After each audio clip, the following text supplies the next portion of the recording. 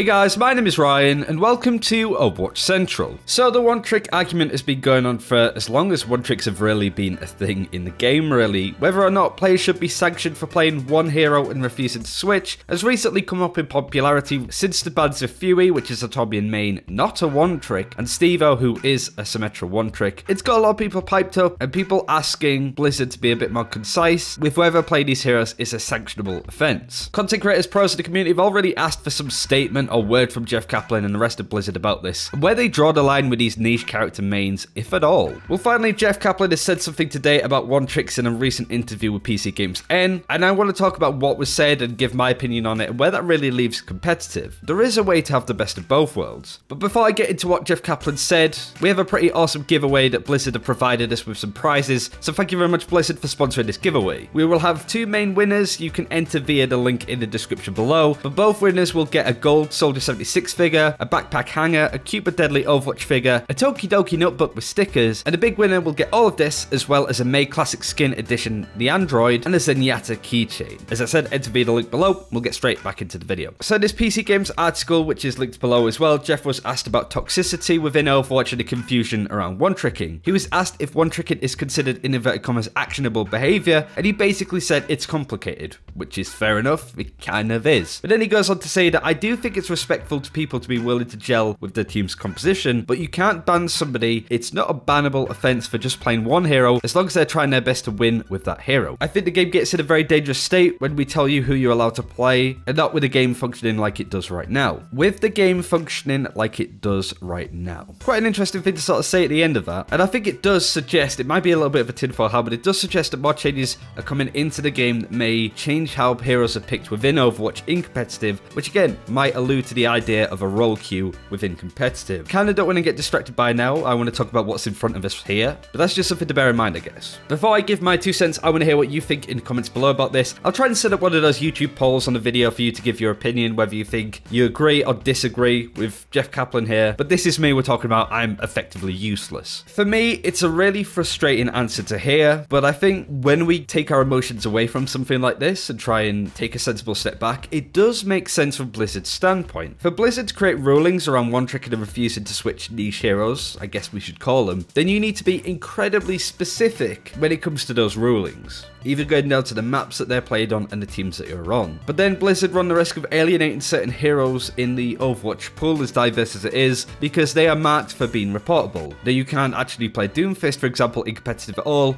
because if you do badly, then you had been deemed as being sanctionable for playing that hero. Blizzard just aren't going to do that. But then this goes on to the thing I was talking about where there is a best of both worlds and stuff I think should be reportable. I can live with a Tobian player on attack. I can live with somebody even playing Hanzo or Doomfist on my team. But it's when these players are playing Torb, Widow, Hanzo, Doomfist, and they aren't in team voice and they aren't typing, they're basically alienating themselves purposefully from their own team, then I have a huge problem with those players on my team. I can accept that these players may seclude themselves from voice by not saying anything based on previous negative experiences, that they may want to just enjoy and have fun. I can't really accept that as much. But also there might be people like Europeans where English isn't their first native language, so they may not be confident to speak up. There might be females as well that don't want to speak up because they may get called out for it. I can understand people maybe not communicating, but playing a hero that doesn't gel with your team, when you don't change said hero based on your or the enemy's team compositions and the map that you're on, but also then refusing to communicate with your team in any real fashion other than to deflect responsibility or be toxic, then yeah, I think that should be a bannable offense. This is competitive at the end of the day. This isn't quick play. Players are playing to win, and you only really win when you work as a team. And while sometimes you don't need that communication to do that, nor does communicating entitle you to that win, if you aren't working with your team, then how are you trying to win? In any other team game, both in games and real life, this kind of behavior isn't deemed appropriate,